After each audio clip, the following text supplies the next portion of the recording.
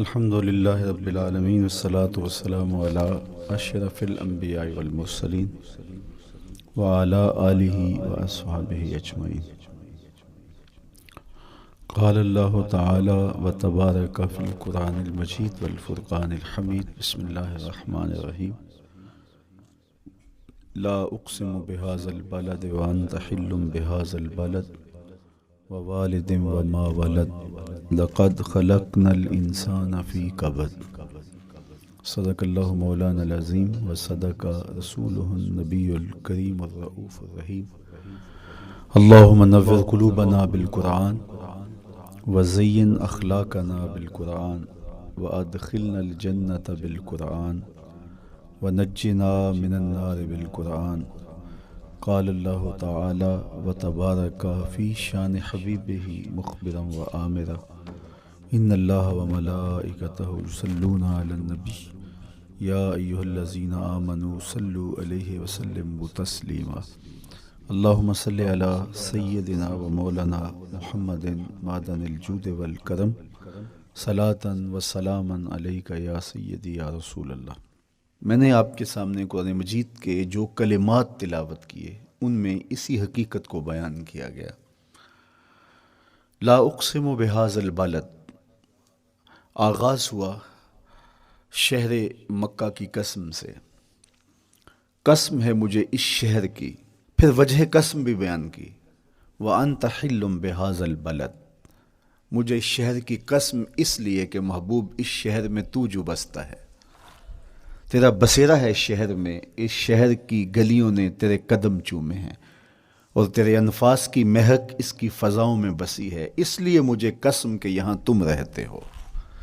اللہ اکبر. علماء کے مابین اس بات پر اختلاف ہے کہ مکہ المکرمہ افضل ہے یا مدینہ النبی صلی اللہ علیہ وآلہ وسلم افضل ہے.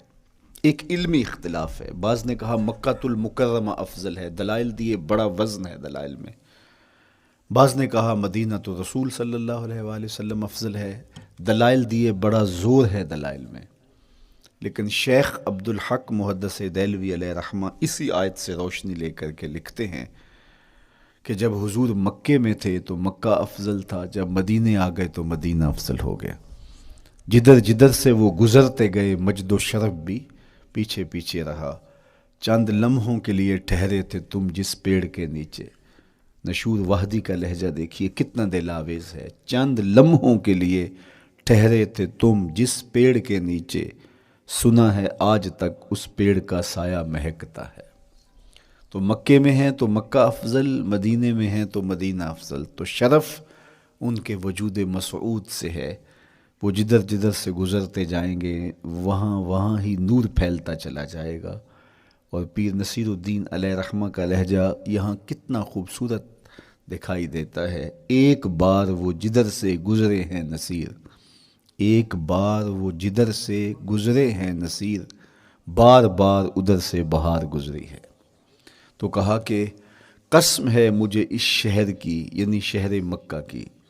کیوں شہر کی قسم؟ وَأَنْتَ حِلٌّ بِهَذَا الْبَلَدِ، کہ محبوب اس شہر میں تمہارا قیام ہے، اس شہر میں تمہاری رہائش ہے، تمہارے انفاس کی مہک ہے اس شہر کی فضاؤں میں، اور تمہارے قدموں کو چھوا ہے اس شہر کی گلیوں نے، اس لیے قسم کہ یہاں آپ رہتے ہو. وَوَالِدٍ وَمَا وَلَدَ، اور قسم ہے باپ کی، اور قسم ہے جو اس کی اولاد ہے. والد سے مراد کیا ہے اور ما ولد سے مراد کیا ہے؟ تو اس کے بارے میں ایک قول یہ ہے کہ والد سے مراد حضرت ابراہیم علیہ السلام ہے، اور ما ولد سے مراد حضور علیہ السلام جو ان کے فرزند ہیں. ایک قول کے والد سے مراد حضرت آدم علیہ السلام ہیں، اور ما ولد سے مراد ان کی ساری ذریت اور نسل ہے. تیسرا قول کہ والد سے مراد حضور علیہ السلام ہیں، اور ما ولد سے مراد حضور علیہ السلام کی ساری امت، حضور علیہ السلام کی ساری آل اطرت، حضور کے اصحاب. لیکن علماء نے پہلے قول کو ترجیح دی کہ مکہ المکرمہ کی قسم کی گئی تو پھر مناسبت بنتی ہے کہ حضرت ابراہیم کا ذکر بھی ہو، تو اس لیے والد سے مراد حضرت ابراہیم ہیں، اور ما ولد سے مراد حضور علیہ الصلوۃ والسلام کی ذات ستودہ صفات ہے۔ تو تین چیزیں ہوئیں جن کی قسم کی گئی۔ سب سے پہلے شہر مکہ کی قسم کی گئی، پھر حضرت ابراہیم علیہ السلام کی قسم کی گئی، اس کے بعد حضور علیہ الصلوۃ والسلام کے مبارک وجود کی قسم کی گئی۔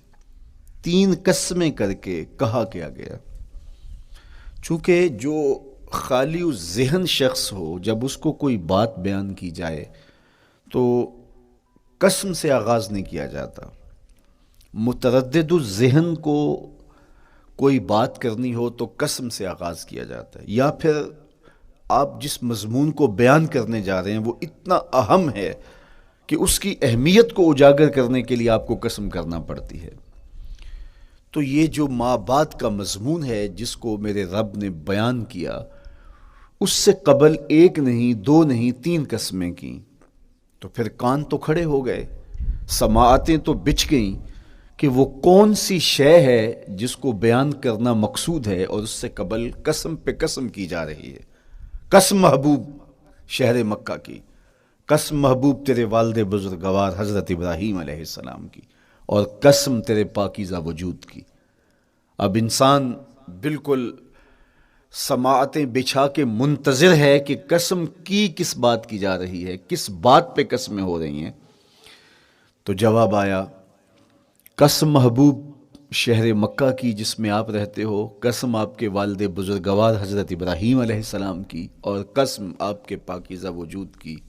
لقد خلقنا الانسان فی کبد، ہم نے انسان کو مشقتوں میں رہتا پیدا کیا ہے۔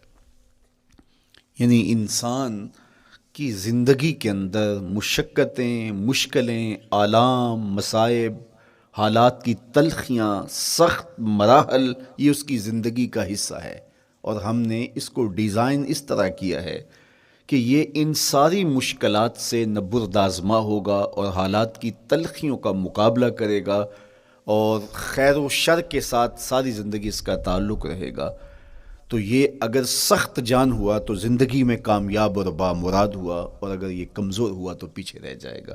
اور اس کے لیے جو قسمیں کی ہیں وہ تین ہیں۔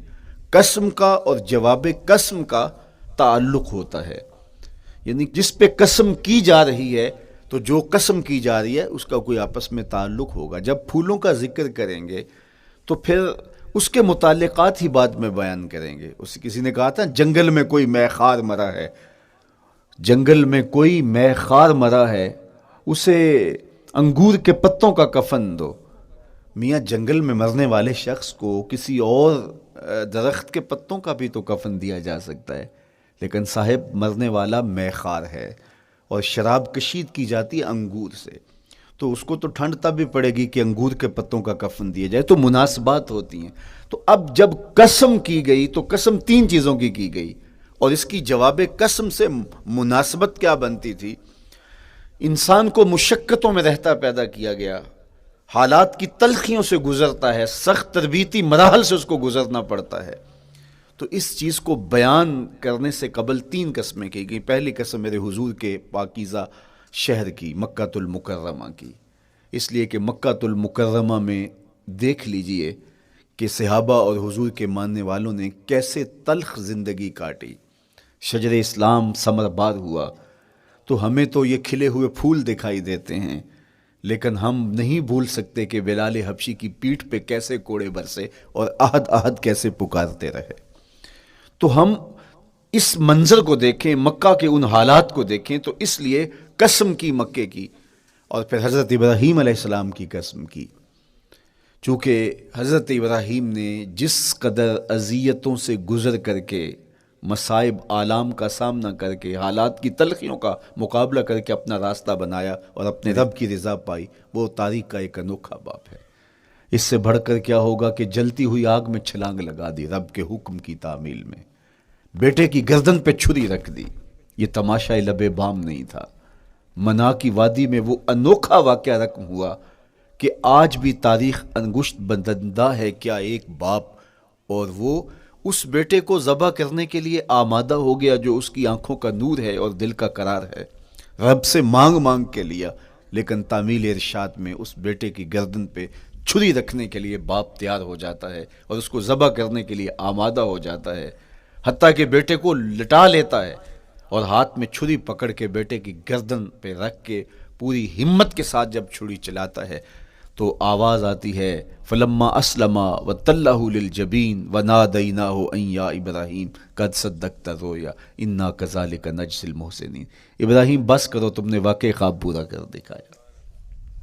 اپنی بیوی کو، اپنے نو مولود بچے کو وادی غیر ذی زرع میں چھوڑ آنا، جہاں کچھ بھی میسر نہیں تھا، یہاں آپ کو آپ کے ماں باپ چھوڑ کے جاتے ہیں، ایک خوبصورت آسودہ ماحول ہے، اور آپ کو جس مقصد کے لیے چھوڑ کے جا رہے ہیں تو وہ مقصد بھی آپ کی اور ان کے پیش نظر ہے، لیکن اس کے باوجود بھی جو ہے وہ آنکھیں نم ہو جاتی ہوں گی کہ ہم اپنی اولاد کو یہاں چھوڑ کے جا رہے ہیں، جبکہ ایک محفوظ پناہ گاہ میں آپ کو چھوڑ کے گئے۔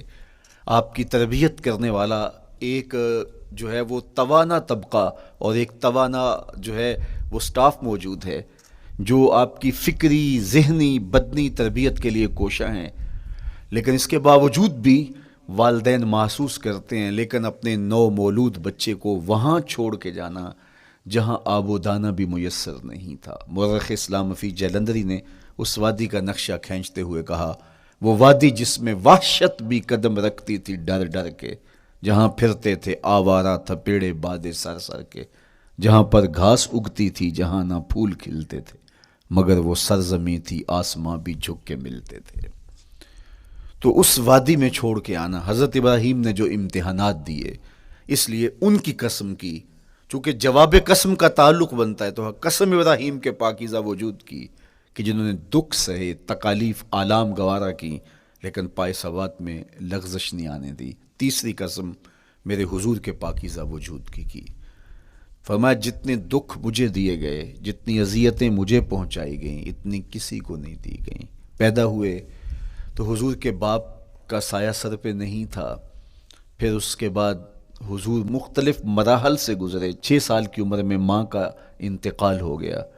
جب راہ حق میں لوگوں کو دعوت رشد و ہدایت دینے نکلے تو جو لوگوں کے رویے تھے اور جو اذیتیں لوگوں نے پہنچائیں وہ ایک الگ باب ہے۔ مکے کی گلیوں سے لے کے طائف کے بازاروں تک جن اذیتوں سے میرے حضور گزرے، ام المومنین سیدہ عائشہ رضی اللہ تعالیٰ عنہ فرماتی ہیں ایک دن حضور کی بارگاہ میں حاضری تھی تو ہم نے عرض کیا حضور کیا احد کے دن سے سخت دن بھی زندگی میں کبھی گزرا ہے؟ صحابہ کی نظر میں اس دن سے سخت دن کبھی زندگی میں نہیں آیا، اس لیے کہ جب 70 صحابہ کی لاشیں پڑی تھیں، حضور کے چچا حضرت امیر حمزہ شہید کر دیے گئے، اور نہ صرف انہیں شہید کیا گیا، ان کا مسئلہ کیا گیا، اعضائے بدنیاں کاٹ دیے گئے، ناک کاٹ لی گئی، زبان کاٹ لی گئی، بدن چیر کے کلیجہ نکالا گیا، اور پھر ان اعضاء کا ہار پرویا گیا، اور ہندا نے گلے میں ڈال کے رقص کیا، آنکھوں میں نیزے چبھوئے گئے۔ تو یہ دردناک دن تھا۔ تو حضور کے سر انور پہ سفید رنگ کی پٹی بندھی تھی اور چشمان رحمت میں آنسو تھے، اور بار بار فرماتے تھے ما فعل امی، میرے چچا کی کہانی سناؤ۔ تو یہ دردناک دن تھا جو صحابہ نے اپنی آنکھوں سے دیکھا۔ تو انہوں نے کہا حضور کیا احد کے دن سے سخت دن بھی کبھی زندگی میں آیا؟ ان کا خیال تھا کہ حضور فرمائیں گے ہاں یہ میرا زندگی کا مشکل ترین اور سخت ترین دن تھا، لیکن حضور نے فرمایا ہاں عائشہ، جب طائف کے بازاروں میں تیری قوم نے مجھے پتھر مارے تو یہ دن احد کے دن سے بھی سخت تھا۔ حضور ان کے 3 سرداروں کے پاس پیغام حق لے کے گئے، لیکن انہوں نے آگے سے جو رویہ اختیار کیا وہ اتنا اذیت ناک تھا۔ حضور نے فرمایا کہ ٹھیک ہے، میں تمہاری خیر خواہی کا جذبہ لے کے تمہارے تک پہنچا ہوں، تم نے میری دعوت کو قبول نہیں کیا، تمہاری مرضی، تمہارا مقسوم، چلو اب یہ بات میرے اور تمہارے درمیان رہنی چاہیے، اس بات کو راز رہنا چاہیے، اہل مکہ تک یہ بات نہ پہنچے۔ انہوں نے کہا ہم کیوں راز رکھیں، بلکہ اوباشوں کے ہاتھ میں پتھر دے دیے، اور حضور جب واپس ہونے لگے تو وہ حضور کے پاؤں پہ سنگسنی کرتے، حضور اپنا ایک پاؤں اٹھاتے تو دوسرے پاؤں پہ مارتے، شدت درد اور احساس کرب سے حضور بیٹھ جاتے تو ان کے غنڈے دائیں بائیں سے بڑھتے اور کندھوں سے پکڑ کے حضور کو اٹھاتے اور مشق سنگزنی کرتے۔ نالین خون سے بھر گئے، لخت لخت زخمی ہوا۔ اللہ اکبر، کیا دردناک لمحے تھے، کیا تکلیف بھری گھڑیاں تھیں. تو کہا کہ جب طائف کے بازاروں میں تیری قوم نے مجھے پتھر مارے تو یہ دن احد کے دن سے بھی سخت تھا.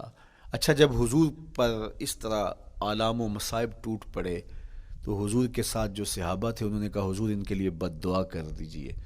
تو میرے حضور بولے میں رحمت بن کے آیا ہوں، میں رحمت بن کے آیا ہوں. اللہ اکبر. ان کا تقاضا پہم بڑا تو حضور کے ہاتھ اٹھ گئے، اور پھر حضور نے جو کہا سنیے، اللہم اہد قومی فإنہم لا یعقلون. اے اللہ میری قوم کو ہدایت دے دے، یہ مجھے جانتے نہیں، اگر جانتے تو ان کا میرے ساتھ یہ رویہ نہ ہوتا. تو پتھروں کے جواب میں دعائیں دینا پیغمبروں کا حوصلہ ہوتا ہے. اللہ اکبر. مورخ اسلام فی جلندری نے کیا خوبصورت پیرائے میں نقشہ کھینچا کہ حضور ہاتھ اٹھا کے دعا مانگ رہے ہیں، الہی کرم کر کو سارے طائف کے مکینوں پر، الہی پھول برسا ان پتھروں والی زمینوں پر. تو حضور نے دکھ سہے، تکلیفیں سہی. اب 3 قسمیں کی. شہر مکہ کی قسم جہاں حضور کے صحابہ نے تکلیفیں سہی، اس شہر کی گلیوں میں انہیں گھسیٹا گیا اور ان کو کچی کھالوں میں لپیٹ کے دھونیاں دی گئیں، انہیں اذیت ناک مراحل سے گزارا گیا. حضرت ابراہیم مشکل سے مشکل زندگی کاٹی اور رب کی رضا جوئی کے لیے کوشاں رہے، اور میرے حضور نے سخت ترین اذیتوں، مقاومتوں، مخالفتوں اور تکلیفوں کا سامنا کیا. تو ان 3 چیزوں کا حوالہ دے کر، ان 3 چیزوں کی قسم کر کے اب انسان کو بتایا جا رہا ہے کہ تم مشکلات سے تمہیں گزرنا پڑے گا، حالات کی تلخیاں تمہیں سہنی پڑیں گی. کسی مرتبے تک پہنچنے کے لیے تمہیں پھر تکلیفوں کی راہ اختیار کرنی پڑے گی. تم کون ہوتے ہو؟ میرا محبوب ہو تو تکلیفیں وہ بھی اٹھائے، 2 جہاں کا مالک ہو اور طائف کے بازاروں میں اس کے پاؤں پہ بھی پتھر پڑیں، اور کونین کا سردار ہو اور ان کے اوپر اوجری ڈال دی جائے، کائنات کا مالک ہو اور ان کو مکے کی گلیوں کے اندر ان کے گلے میں عقبہ بن ابی معیط کپڑا ڈالے اور تاؤ دے. تو کیا ان مشکلات سے تم بچ سکتے ہو؟ جب تم کسی منزل تک پہنچنا چاہتے ہو تو پھر یہ حوالے ماضی کے دیکھ لو. 3 قسمیں کر کے اس حقیقت کو بیان کیا کہ ابراہیم علیہ السلام کے وجود کو دیکھ لو، حضرت مصطفیٰ کریم علیہ السلام کی ذات ستودہ صفات کو دیکھ لو، اور مکے کی گلیوں میں صحابہ کے ساتھ جو ظلم اور جبر ہوئے اور انہوں نے جو مصیبتیں اور مشقتیں کاٹی وہ ساری دیکھ لو. تو 3 قسمیں کھا کر کے کہا کہ بے شک انسان مشقتوں میں رہتا پیدا کیا گیا ہے.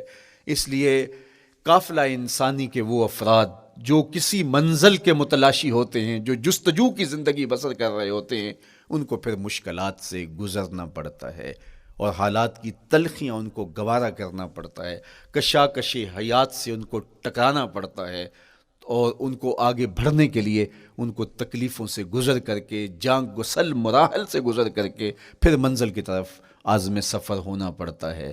کیا میں نے اس خاکدان سے کنارہ جہاں رزق کا نام ہے آب و دانہ، پلٹنا جھپٹنا جھپٹ کر پلٹنا لہو گرم رکھنے کا ہے ایک بہانہ. پرندوں کی دنیا کا درویش ہوں میں کہ شاہی بناتا نہیں آشیانہ. تو زندگی مشکل مراحل سے گزر جانے کا نام ہے. اقبال نے کہا تھا ہے شباب اپنے لہو کی آگ میں جلنے کا نام. یہ زندگی آسان نہیں ہے، یہ حالات کی تلخیوں کا مقابلہ کرنے کا نام ہے، یہ ضبط نفس کا نام ہے، یہ اپنے من کی تربیت کا نام ہے. حضرت امام رازی سایت کریمہ کے تحت لکھتے ہیں کہ جب بچہ شکم مادر میں ہوتا ہے تو وہ 3 پردوں میں ہوتا ہے، ایک جھلی کا پردہ، ایک رحم مادر کا پردہ اور ایک پیٹ کا پردہ. تو 3 پردوں میں وہ بیچارہ بڑی عجیب سی حالت میں ہوتا ہے. یہ اس کا پہلا مرحلہ ہے تخلیق کے بعد. اس کے بعد پیدائش کا دوسرا مرحلہ ہے. یہ زچہ بچہ دونوں کے لیے موت و حیات کے مرحلے ہوتے ہیں. اس کے بعد وہ پیدا ہوا، اس دنیا پہ آیا تو اس کی مشکل کیا ہے؟ زبان ہے، بولنا نہیں جانتا، دیکھتا ہے پہچان نہیں سکتا، سنتا ہے سمجھ نہیں سکتا، ہاتھ ہیں پکڑ نہیں سکتا، ٹانگیں ہیں چل نہیں سکتا. کتنی مشکل بن گئی. یہ سب کچھ چیزیں ہونے کے باوجود بھی وہ بے بس دکھائی دیتا ہے. اس کو دودھ مانگنے کے لیے بھی رونا پڑتا ہے. تو یہ ایک مرحلہ تھا. پھر آہستہ آہستہ اس نے بولنا سیکھا، ایک ایک حرف کر کے لفظ لفظ جوڑ کے وہ جملے مکمل کرتا رہا. آج تو زبان کا طوطی بولتا ہے، آج تو بات کریں تو جو ہے وہ ماحول تھم جاتا ہے. لیکن انسان ذرا پلٹ کے آغوش مادر میں تیری ماں نے ایک ایک حرف تجھے سکھایا تھا، ایک ایک لفظ تجھے سکھایا تھا، لفظ لفظ کر کے، حرف حرف کر کے جملے بنے، اور آج تیری گفتار کی شوخی کے تذکرے زمانے میں ہیں، تو پھر تجھے بولنا سکھایا، تو چل نہیں سکتا تھا، آج تیری جو ہے وہ جولانیاں دیکھنے والی ہیں، تیری رفتار کو کوئی چھو نہیں سکتا ہے، تیری آنکھوں کی بجلیاں آج عقابوں سے بڑھ کر ہیں، آج تیرے کانوں کے اندر نغموں کا جہاں آباد ہے، آج تیرے ہاتھوں کی گرفت کہ آگے شیر غراں بھی ہو تو وہ بھی بے بس ہو جاتا ہے، لیکن دیکھ تو کتنا مجبور تھا۔ اچھا چلو وہاں سے آگے آئے، پھر زندگی کو سیکھنا پڑتا ہے، آداب سیکھنے پڑتے ہیں، کس سے کیا بات کرنی ہے سیکھنا پڑتا ہے، آگے بڑھے، جوانی کی دہلیز پہ پہنچے۔ جوانی انسان کی زندگی کا باقپن ہوتا ہے، عروج ہوتا ہے، اللہ اکبر، لیکن جوانی کو تقدس معاب رکھ کے منزل تک پہنچانا یہ سب سے مشکل مرحلہ ہوتا ہے، چونکہ جذبات بے قابو ہیں، خواہشیں آوارہ ہیں، اور تا حد نظر نظارے ہی نظارے جو دل کو کھینچتے ہیں۔ اب اپنے تقدس کو جو شخص محفوظ رکھے، کائنات میں سب سے قیمتی جوہر حضرت انسان کا اس کی عصمت کا جوہر ہے، اور سب سے حسین چہرہ وہ ہے جو جنسی کالک سے اپنے آپ کو بچا لے۔ تو جوانی ہو، باقپن ہو، اور پھر اپنی خواہشات کو بے قابو نہ ہونے دیا جائے، سب سے مشکل مرحلہ پوری زندگی میں یہ آتا ہے۔ کسی نے کہا تھا کتاب زیست کا ایک اور باب بیت گیا، شباب بیت گیا، ایک عذاب بیت گیا۔ تو شباب کا ختم ہونا اور اس کو خیریت سے منزل تک پہنچنا، یہ کتنا بڑا مشکل مرحلہ ہوتا ہے، جس کا جوانی میں باطن کا چہرہ مسخ ہو جاتا ہے اور جنسی کالک سے جو چہرہ آلودہ ہو جاتا ہے، اس کا عفت کا دامن داغدار ہو جاتا ہے۔ تو اس لیے وہ چہرہ تاباں ہے، وہ چہرہ روشن ہے، وہ چہرہ منور ہے جو اپنے آپ کو کالک نہیں لگنے دیتا اور اپنی عصمت کی حفاظت کرتا ہے۔ میرے حضور نے بھی ارشاد فرمایا، سبعۃ یظلھم اللہ تعالی فی ظلہ یوم لا ظل الا ظلہ، 7 اشخاص ایسے ہیں قیامت کے دن جب کوئی سایہ نہیں ہوگا، اللہ ان کو اپنے عرش کا سایہ عطا کرے گا۔ ان میں سے پہلا شخص امام عادل حکمران، دوسرا شخص وشاب نشأ فی عبادت اللہ، وہ جوان جس کی جوانی اللہ کی عبادت میں بسر ہوئی، تیسرا وہ شخص ورجل قلبہ معلق بالمساجد، وہ شخص جس کا دل مسجد میں لگتا ہے، مسجد میں جمتا ہے، اور چوتھا شخص ورجل دعتہ امرأۃ ذات منصب وجمال فقال انی اخاف اللہ، وہ شخص جس کو دعوت گناہ ملی اور حسن قدموں میں بچھنے کے لیے بےتاب ہوا، اور اس نے کیا کہا، انی اخاف اللہ، میں اللہ سے ڈرتا ہوں، میرا اللہ مجھے دیکھ رہا ہے۔ میرے حضور نے فرمایا قیامت کے دن جب کوئی سایہ نہیں ہوگا، اللہ اس کے اوپر اپنے عرش کا سایہ تان دے گا، جو اپنی عصمت کے جوہر کو بچا گیا۔ تو یہ ایک مشکل مرحلہ تھا، اپنی جوانی کے تقدس کی حفاظت کرنا۔ میرے حضور نے ارشاد فرمایا انا حبیب اللہ، میں اللہ کا حبیب ہوں، جو جوان جوانی میں توبہ کرتا ہے وہ بھی اللہ کا حبیب ہے۔ کتنا بڑا اعزاز ہے اور کتنا بڑا کمال ہے جو شخص کو ملتا ہے جو جوانی میں اپنی عصمت کے تقدس کی حفاظت کرتا ہے، اپنی آبرو پہ پہرا دیتا ہے، اپنی نظروں کی حفاظت کرتا ہے، اپنی سوچوں کو آوارہ نہیں ہونے دیتا، اپنے خیالوں کو بھٹکنے نہیں دیتا، اپنی خواہشات کو بے قابو نہیں ہونے دیتا۔ تو یہ مشکل ترین لمحہ تھا۔ اس کے بعد امام راضی کہتے ہیں اب شادی کا مرحلہ ہوا، تو پہلے خود اپنی ذمہ داری تھی، اب کسی کا بوجھ بھی اٹھانا پڑا، یہ اگلی مشکل آ پڑی۔ پھر بچے ہوئے تو پھر اپنی زندگی تو ختم ہو گئی، پھر ساری زندگی، پھر بڑھاپے میں چلے جائیں، ارذل العمر تک چلے جائیں، یہ ساری زندگی مشکلات لقد خلقنا الانسان فی کبد۔ تو ہمیں عملی طور پہ مشکلات کے مقابلے کے لیے تیار ہونا چاہیے۔ دیکھیے ہم جب شکار کرنے جاتے ہیں اور وہ خطرناک جنگل ہو جس میں شیر، بھیڑی اور دیگر جانور بھی ہوں، تو پھر ہم حفظ ما تقدم کے طور پہ سب کچھ ساتھ لے کے جاتے ہیں، اور اس انداز سے جاتے ہیں کہ ہمارے اوپر اگر کوئی حملہ ہو تو بچاؤ کی یہ تدبیر ہو۔ تو ہم عملی طور پہ اس کے لیے خود تیار ہوتے ہیں، تو پھر کوئی ہونے والا حملہ غیر متوقع نہیں ہوتا، اور ہم اس کے لیے اپنے آپ کو مستعد اور فعال پاتے ہیں۔ اسی طرح میں اور آپ اگر زندگی کے اس فلسفے سے آگاہ نہیں ہوں گے کہ زندگی مشکلات کا مجموعہ ہے، حالات کی تلخیاں ساری زندگی ہمارے ساتھ رہیں گی، تو کوئی بھی تکلیف، کوئی بھی اذیت، کوئی بھی ایسا واقعہ جو ہم نہیں چاہ رہے ہوں گے وہ روح پذیر ہوگا تو ہم گھبرا جائیں گے اور پھر اس وقت ہم دکھی ہو جائیں گے۔ اس لیے ہمیں یہ قرآن نے سکھایا ہے کہ تم عملی طور پہ زندگی کی سختیوں کا مقابلہ کرنے کے لیے آمادہ اور تیار ہو جاؤ۔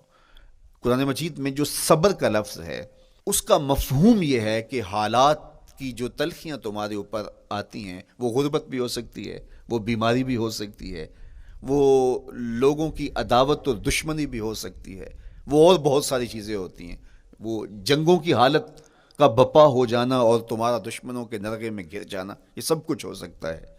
تو اس کے اوپر استقامت کے ساتھ تم کھڑے رہو اور تم ان کو برداشت کرنے کی اپنے اندر ہمت اور حوصلہ رکھو، تو پھر وہ تمہارا صبر ہوگا، اور یہ قوت اگر تمہارے اندر پیدا ہو جاتی ہے تو پھر تمہاری زندگی آسان اور سوکھی ہو جاتی ہے۔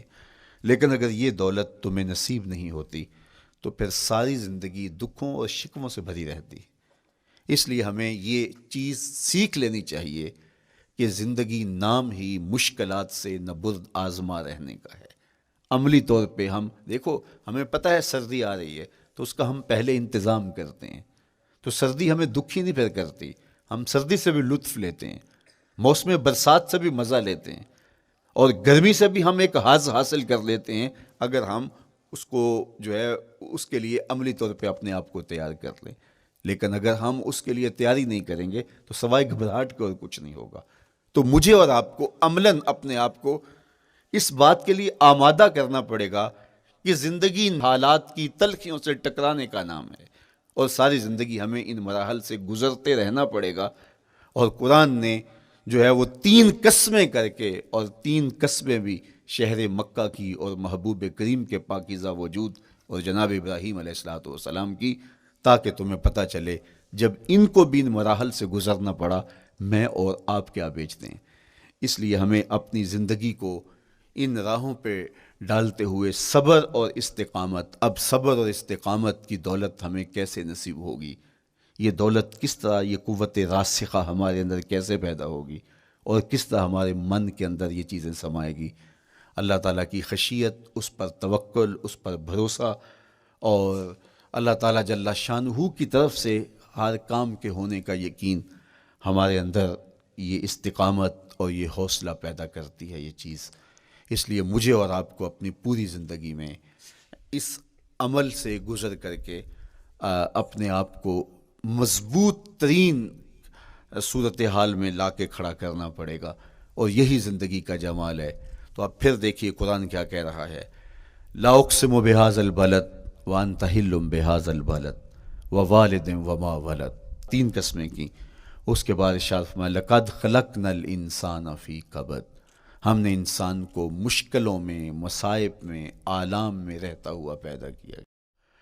کہتے ہیں جب حضرت انسان کی تخلیق ہوئی تو اس کا خمیر جب گویا جا رہا تھا تو اس کے اوپر 39 دن تک آزمائشوں کی، دکھوں کی، تکلیفوں کی بارش ہوئی، اور ایک دن خوشیوں اور مسرتوں کا می برسا۔ تو انسان کی زندگی کے اندر حالات سے ٹکرانا اور دکھوں کو سہنا اور دکھوں سے مقابلہ کرنا، یہ سیکھنا پڑے گا، اور جب انسان اس کو عملی طور پہ سیکھ جائے گا تو پھر زندگی کا جمال اور زندگی کا حسن نصیب ہوگا۔ دوسری بات، ہمیں اپنی زندگی میں 7 چیزوں کو اپنا اصول بنا لینا چاہیے، اور یہ 7 چیزیں وہ ہیں جو ہماری زندگی کو ایک خوبصورت سانچے میں ڈھال کر کے ہمیں ایک پاکیزہ اور ستھرا انسان بنا دیتی ہیں۔ پہلی چیز، التمسک بکتاب اللہ، اللہ کی کتاب سے جڑ جانا، وابستہ ہو جانا۔ جب ہم کتاب اللہ سے وابستہ ہو جائیں تو پھر ہمارے باطن کی اور نفس کی تربیت ہوتی ہے، اور پھر ہم وہ مطلوب انسان بنتے ہیں جو ہمارا رب ہم سے تقاضا کرتا ہے۔ تو اس لیے ہمیں اپنی زندگی میں اس چیز کو لازم کر لینا چاہیے کہ ہمارا کوئی بھی دن قرآن مجید کی تلاوت کے بغیر نہ گزرے۔ اپنے دن کا آغاز قرآن مجید کی تلاوت سے کیجیے۔ سورہ یاسین سے جو اپنے دن کا آغاز کرتا ہے، سارا دن اللہ کی امان میں رہتا ہے، اس کی حفاظت میں رہتا ہے، اور اپنی شب کا آغاز سونے سے پہلے سورہ الملک کی تلاوت کریں، آپ ساری شب اللہ کی امان میں، اس کی حفاظت میں رہیں گے، اور قرآن مجید کو سمجھ کر اس کے مفاہیم و مطالب کے ساتھ ایک رکوع کم از کم پوری زندگی، اپنی زندگی کے نصاب میں آپ کتنا وقت مختلف امور کے لیے سر انجام دیتے ہیں. یہ کتاب انسانی ہدایت کے لیے، انسانی تربیت کے لیے، اس سے کوئی اور بہتر اور مؤثر جو ہے وہ نصاب نہیں ہو سکتا ہے. انسان سازی کا بہترین ذریعہ ہے یہ کتاب، اور اس کتاب کے ذریعے سے جو ہے وہ انسان پستیوں سے اٹھ کے بلندیوں تک جا پہنچتا ہے. اقبال نے تو کہا کہ گر تمی خواہی مسلمان زیستن، نیست ممکن جز بقرآن زیستن. اگر تو مسلمان بن کے جینا چاہتا ہے تو قرآن کے بغیر ایک قدم بھی نہیں چل سکتا. تو آگے چل کے اسی نظم میں کہا کہ فاش می گوئم آنکھ در دل مزمرست، این کتابیں نیست چیزیں دیگرست. اگر میں کھل کے بیان کر دوں جو میرے سینے میں چھپا ہے تو میں تجھے بتا دوں کھل کے یہ کتاب نہیں، یہ کوئی اور ہی شے ہے. کن لوگوں کو کہاں سے اٹھایا اور یہ کتاب کہاں تک لے گئی، جو باہمی جنگ و جدل میں الجھے ہوئے تھے اور حرف شناس بھی نہیں تھے، جو سواد آشنا بھی نہیں تھے، پھر انہوں نے جو ہے وہ روما کی سلطنت بھی الٹ کے رکھ دی. یہ کرشمہ تھا اس کتاب کا جس نے زندگی کا جمال ان کی روحوں کے اندر پیدا کر دیا. تو میں اور آپ اپنی زندگی میں قرآن مجید سے کبھی بھی دور نہ ہوں. روزانہ کی بنیاد پہ آپ تلاوت کلام مجید اپنی زندگی میں شامل رکھیں. انشاءاللہ اس کے اجالے دنیا میں اور آخرت میں آپ اپنی آنکھوں سے مشاہدہ کریں گے. حضرت امام احمد بن حنبل فرماتے ہیں میں نے رب سے کہا کہ مجھے اپنا قرب عطا کر. آواز آئی میرا قرب چاہتے ہو تو قرآن پڑھا کرو. یہ رب کی قربت کی بھی ضمانت ہے اور ضبط نفس اور باطن کی تربیت کا بھی ذریعہ ہے. اچھا، دوسری بات والاقتداء بسنت رسول اللہ صلی اللہ علیہ وآلہ وسلم. ہمارے لیے بہترین نمونہ ہمارے حضور علیہ الصلوۃ والسلام کی زندگی ہے. حضور کے دیا ہوا نظام حیات ہے جس پر حضور نے خود عمل کر کے دکھایا. میرا عشق رسول، میری محبت رسول اس بات کا تقاضا کرتی ہے کہ میں ان کے طریقہ حیات کے مطابق اپنی زندگی گزاروں. اسلام دعوے کی بات نہیں کرتا، دلیل ہم سے مانگتا ہے. آج میں کہتا ہوں میں عاشق رسول ہوں، اور اتنا بڑا عاشق رسول ہوں کہ میرے جیسا زمانے میں دوسرا کوئی نہیں. میرے جذبات ایسے دکھائی دیتے ہیں آسمان کو چیر دوں گا اور زمین کو پھاڑ دوں گا، لیکن ہمسایوں کے ساتھ میرا سلوک بتاتا ہے کہ میں عاشق رسول نہیں ہوں. دوستوں کے ساتھ میرا رویہ بتاتا ہے کہ میں عاشق رسول نہیں ہوں.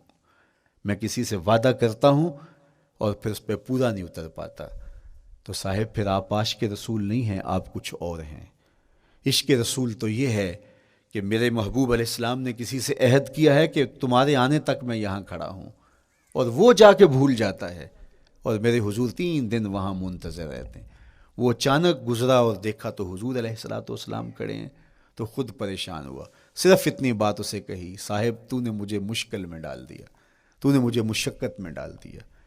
عہد کیا ہے تو پھر اس کی پاسداری نبھا کے دکھائی. اللہ اکبر. میں اگر حضور سے محبت کرنے والا ہوں تو میرا رویہ بتائے کہ میں عاشق رسول ہوں. میری زبان پہ جھوٹ نہیں بول سکتی. آپ سے پوچھا گیا کہ مومن بزدلی کر سکتا ہے؟ کہا نہیں، بہادر ہوتا ہے.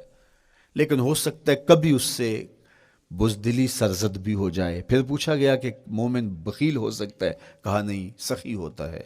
لیکن ہو سکتا ہے کبھی اس سے بخل بھی سرزد ہو جائے. پھر تیسرا سوال حضور سے کیا گیا، مومن جھوٹا ہو سکتا ہے؟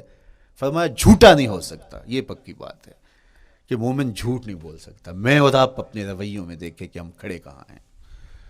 آج ہم ان جگہوں پہ بھی جھوٹ بولتے ہیں جہاں جھوٹ بولنا ہماری مجبوری بھی نہیں ہوتی، چونکہ یہ ہماری فطرت ثانیہ اور عادت بن چکا ہے، اور ہم اس کو برا ہی نہیں سمجھتے. جبکہ جھوٹ جب کوئی شخص بولتا ہے، حدیث پاک میں آتا ہے اس کے منہ سے بدبو نکلتی ہے، رحمت کے فرشتے 1 میل دور ہٹ جاتے ہیں اس سے. اور سویر سے شام تک جب ہمارے معمولات یہ ہوں تو پھر ہم کہاں کھڑے ہیں اور رحمت کے فرشتے کہاں کھڑے ہیں؟ تو حضور علیہ الصلوۃ والسلام کی سنت کا اتباع حضور کی محبت کی دلیل ہوگی. امام قرطبی نے لکھا ہے اللہ کی محبت کا کوئی دعویٰ کرے تو کیا دلیل ہوگی کہ یہ واقعی محب الہی ہے؟ تو کہا اللہ سے محبت کا دعویٰ کرنے والے کے لیے دلیل یہ ہے کہ وہ قرآن سے پیار کرے. قرآن سے پیار اور قرآن سے محبت کی دلیل یہ ہے کہ حضور کا پیار سینے میں رکھے. حضور سے محبت کی دلیل یہ ہے کہ سنت رسول سے پیار کرنے والا ہو. اور سنت رسول سے پیار کرنے کی دلیل یہ ہے کہ بدعات سے اجتناب کرنے والا ہو. ہر وہ طریقہ جو میرے حضور نے نہیں دیا اس کو اختیار نہ کرے، اس طریقے کو اختیار کرے جو حضور علیہ الصلوۃ والسلام کا عطا کرتا ہے. تیسری بات، عقل الحلال.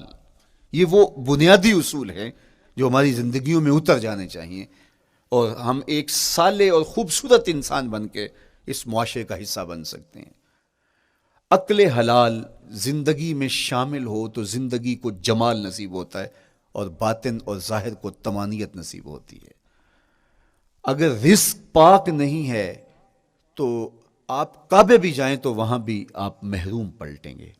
میرے حضور علیہ الصلوۃ والسلام نے فرمایا ایک بندہ لمبا سفر کر کے گیا، اشعث اغبر کے لفظ ہیں کہ اس کے بال بکھرے ہوئے ہیں، سفر کی گرد پڑی ہوئی ہے اور لباس بھی پھٹا ہوا ہے، شکستہ حالت، پراگندہ صورت، اور کھڑا ہے کعبۃ اللہ کے سامنے. یمد یدیہ، دونوں ہاتھ لمبے کر کر کے دعا مانگ رہا ہے اور کیا کہتا ہے؟ اے اللہ ومطعمہ حرام ومشربہ حرام وملبسہ حرام وغذی بالحرام. فرمایا اس کا کھانا حرام کا ہے، اس کا پینا حرام کا ہے، اس نے جو لباس پہنا ہے وہ حرام کا ہے. میرے حضور فرماتے ہیں بتاؤ اس کی دعا کیسے قبول ہوگی؟ اب لمبا سفر کاٹ کے حرم کعبہ میں پہنچے، غلاف کو پکڑ پکڑ کے دعائیں کر رہا ہے، لمبے لمبے ہاتھ کر کے دعائیں مانگ رہا ہے، ملتزم سے لپٹا ہوا ہے، حتیم میں سجدہ ریز ہو کے رو کے دعائیں مانگ رہا ہے، لیکن دعا قبول نہیں ہوتی. کیوں؟ اس لیے کہ اس کے پیٹ میں لقمہ حرام کا ہے، اس کے بدن پہ لباس حرام کا ہے. تو اسلام نے جتنا زور حلال کمانے، حلال کھانے اور حلال اختیار کرنے پر دیا ہے، تو ایک مومن اگر اسلام کے مبادیات سے بھی آگاہ ہو تو اس کی تو زندگی کے اندر جو ہے وہ حرام گھس ہی نہیں سکتا ہے، بلکہ وہ مشکوک سے بھی اجتناب کرے. چوتھی چیز، کف الاذی. اپنے آپ کو ایسا بناؤ کہ تمہارے وجود سے کسی کو ضرر اور تکلیف نہ پہنچے.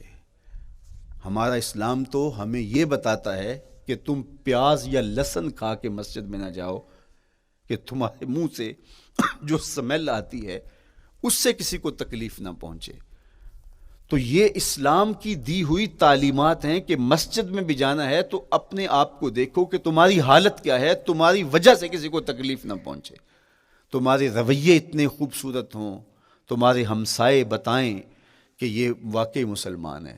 مسلمان کی تعریف کی گئی، المسلم من سلم المسلمون من لسانہ و یدہ. مسلمان کون ہے؟ جس کے ہاتھ سے، جس کی زبان سے دوسرا مسلمان بھائی محفوظ ہے، تو وہ مسلمان ہے. اللہ اکبر.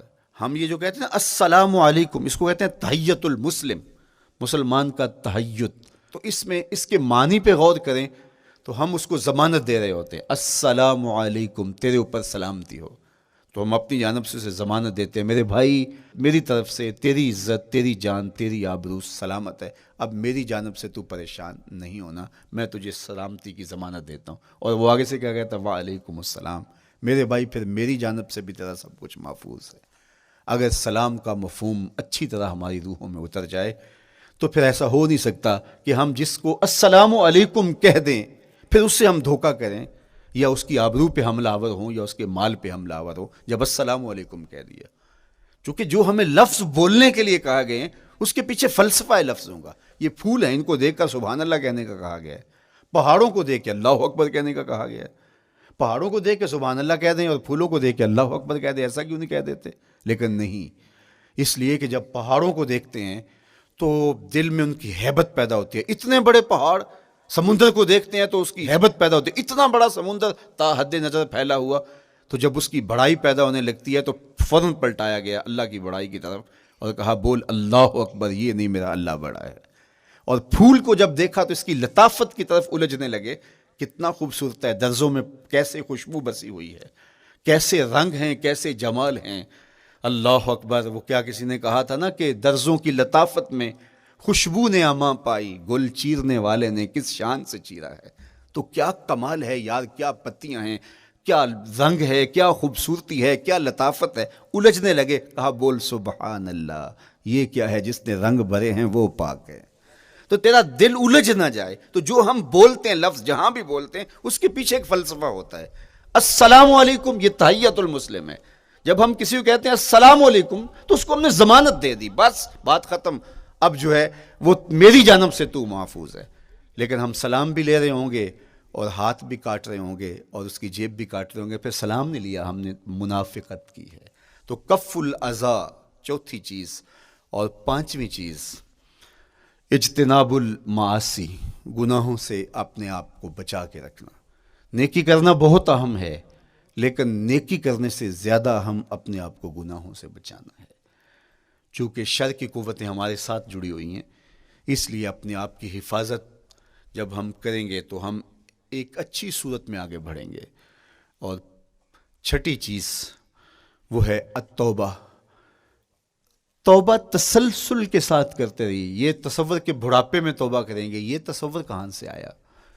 یا ہمارے ہاں آج کل یہ کلچر پیدا ہوا ہے کہ لیلۃ القدر یا شبرات کے دن سارے جڑ کے توبہ کرنے بیٹھ جاتے ہیں اور پورا سال اپنی مرضی کی زندگی گزارتے ہیں۔ ایسا نہیں ہے۔ میرے حضور کے دامن پہ ایک بھی گناہ کا دھبا نہیں تھا۔ ہم نبیوں کی عصمت کے قائل ہیں، کسی نبی پر کوئی گناہ کا دھبا نہیں ہوتا۔ اگر اس امکان کو بھی تسلیم کر لیا جائے تو ساری شریعت مشکوک ہو جاتی ہے، لیکن اس کے باوجود حضور فرمایا میں دن میں اللہ سے 100 بار توبہ کرتا ہوں، ایک دن میں 100 مرتبہ توبہ کرتا ہوں۔ میں اور آپ دیکھیں کہ ہم کیا اس معمول کو اپنی زندگی میں شامل کیے ہوئے ہیں۔ جب انسان توبہ کرتا ہے، جب غسل کر لیتا ہے نا ایک دفعہ، تو پھر وہ بچ بچ کے چلتا ہے کہ کوئی گرد دوبارہ پڑ نہ جائے، اور جب وہ لتھڑا ہوا ہو تو پھر اس کو پرواہ بھی نہیں ہوتی۔ اس لیے ہمیں بار بار غسل کرنے کی، بار بار توبہ کرنے کی تلقین کی گئی ہے، تاکہ ہم پھر نئے گناہوں سے بچتے رہیں گے۔ تو اپنی زندگی میں توبہ کا تسلسل کیجئے، شام سویرے صبح بار بار اللہ سے توبہ کی اور رجوع کیجئے۔ اور آخری چیز ادا الحقوق، حقوق کا ادا کرنا۔ ہمارے ذمے جو حقوق عائد ہوتے ہیں وہ ہمارے والدین کے ہیں، وہ ہمارے بہن بھائیوں کے ہیں، وہ ہمارے دوستوں کے ہیں، ہمسایوں کے ہیں، ہمارے اساتذہ کے ہیں، کلاس فیلوز کے ہیں۔ وہ حقوق حتیٰ کہ جانوروں کی کیوں نہ ہوں، تو ان حقوق کو ہم ادا کرنے والے، دست بردار نہیں ہو سکتے ہم ان حقوق سے۔ یہ مومن کی زندگی ہے، یہ ہمارا نظم حیات ہے، یہ اسلام کا دیا ہوا منشور ہے، یہ طریقہ زندگی ہے کہ ہم ایک ایک کے حق کو ادا کرتے ہوئے اپنی زندگی کو بسر کریں۔ بالخصوص میں طلباء سے مخاطب ہوں کہ یہ عمر تربیتی اعتبار سے سب سے اہم عمر ہے۔ سیدنا علی المرتضیٰ رضی اللہ تعالیٰ عنہ فرماتے ہیں کہ 15 سال سے لے کر کے 20 سال تک کی عمر میں انسان کے نظریات پختہ ہوتے ہیں اور اس کی عادتیں جمتی ہیں۔ یہ دوسرے کہتے ہیں 13 سے 19 سال تک کی عمر، وہ کہتے ہیں یہ بڑی اہمیت کی حامل ہے۔ تو 13 سے 19 سال یا 15 سے 20 سال تک کی عمر، بعض کا تو ہوتا ہے کہ ابھی بچے ہیں، ماں باپ بھی سستی کرتے ہیں کہ ان کو تہجد کا عادی اب کیوں بنائیں، ابھی تو یہ بچے ہیں، ان کو ان چیزوں سے، چھوٹی چھوٹی چیزوں کا عادی اب کیوں بنائیں، جب بڑے ہوں گے، سمجھدار ہوں گے، ذمہ داریوں کا بوجھ آئے گا، سب کچھ کر لیں گے۔ تو پھر اس وقت کرنا مشکل ہوتا ہے، پھر کر نہیں پاتا بندہ۔ تو جو سیکھنا ہے، جو عادتیں پختہ کرنی ہے، وہ اسی زندگی میں ہوتی ہیں۔ تو یہ آپ کا ایک موقع ہے، آپ کو ایک ماحول فراہم ہوا ہے۔ آپ کے ہمسائے آپ کے کلاس فیلوز ہیں جو آپ کے ساتھ کمرے میں رہ رہے ہیں۔ ہمسائیگی کے حقوق ادا کرنے کا جو انداز ہے وہ یہاں ہی سیکھیے اور اپنے اندر اس کو متحقق کیجیے اور پختہ کیجیے۔ اسی طرح اپنے گفتگو کے لہجوں میں شائستگی، اپنے انداز کے اندر خوبصورتی اور اپنے رویوں کے اندر جمال پیدا کرنے کی کوشش کریں۔ اپنے آپ کو مؤثر بنائیں اور شریعت کے بتائے ہوئے اصول اور ضابطوں کے مطابق آپ جب زندگی کے چند دن گزار لیں گے، پھر زندگی گزارنے کا نشہ آنے لگ جائے گا۔ چونکہ جب ہم اپنی خواہش کی زندگی گزارتے ہیں تو پھر ہم خود بے چین اور مضطرب ہوتے ہیں، اس لیے کہ ہمیں اس طرح زندگی گزارنی چاہیے جس طرح ہمارے رب نے ہمیں بتایا ہے۔ آپ کوئی بھی مشین خریدتے ہیں، کوئی بھی چیز لیتے ہیں تو اس کے ساتھ چھوٹی سی بک دیتے ہیں آپ کو، اس کا طریقہ استعمال بتاتے ہیں کہ اس کو یوں استعمال کرو گے تو دیر پا اس کے فوائد حاصل کرو گے۔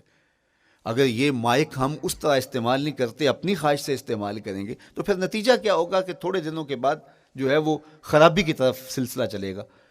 اس طرح یہ وجود جس پاکیزہ ذات نے بنایا ہے، اس نے ہمیں بتایا ہے کہ اس کو استعمال کیسے کرنا ہے اور اس زندگی کو کیسے گزارنا ہے۔ اور پھر انسان کو ایک ماڈل اور نمونہ بھی چاہیے تو کہا نمونہ دیکھنا ہے تو محمد عربی کی ذات دیکھ لو، ادھر دیکھتے جاؤ اور زندگی گزارتے جاؤ، دیکھنا تمہاری زندگی کتنی خوبصورت اور کتنی پروقار گزرتی ہے۔ اللہ آپ کو دنیا آخرت کی برکتیں دے، اپنی پناہوں اور اپنی امان اور اپنی حفاظتوں کا حصار دے، اور آنے والا کل اللہ بہتر فرمائے، میرے وطن کی خیر کرے، میرے ملک کو امن کے اجالے دے، یہاں دہشت گردی کے سلگتے الاؤ ٹھنڈے کر کے امن کی بہاریں پیدا کر دے۔ کی محمد سے وفا تو نے تو ہم تیرے ہیں، یہ جہاں چیز ہے کیا لوح و قلم تیرے ہیں۔ وآخر دعوانا ان الحمدللہ۔